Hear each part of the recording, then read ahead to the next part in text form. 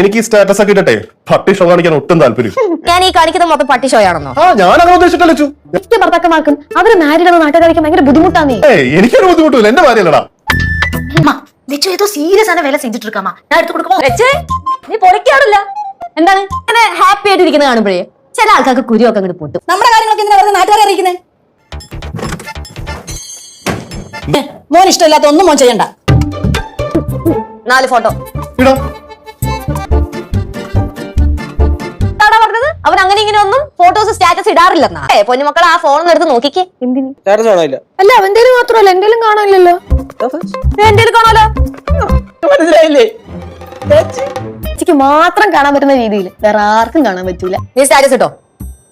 കിട്ടല്ലോ. നീ കണ്ടില്ലേ? കാണിക്കേണ്ട ആവശ്യം ഉണ്ടായിരുന്നില്ല. മോശം. സിദ്ധുവേ ഒരു സ്റ്റാറ്റസ് അല്ലേ അങ്ങ് ഇട്ട് കൊടുത്തേക്ക്. സ്റ്റാറ്റസാ?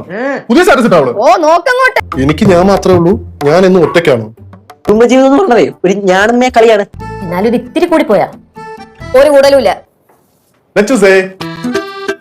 ലച്ചു നീ ഡിലീറ്റ് വന്ന് വെറുതെ എന്തിനാ ഇങ്ങനെയൊക്കെ കാണിക്കണേ? എങ്ങനെയാന്ന് ചുമ്മാ ഒരു കാര്യമില്ല ലച്ചേച്ചി ഇങ്ങനെ ചൊറഞ്ഞോണ്ടിരിക്കും. സ്റ്റാറ്റസ് ഡിലീറ്റ് ചെയ്തില്ല? ഉറപ്പാ?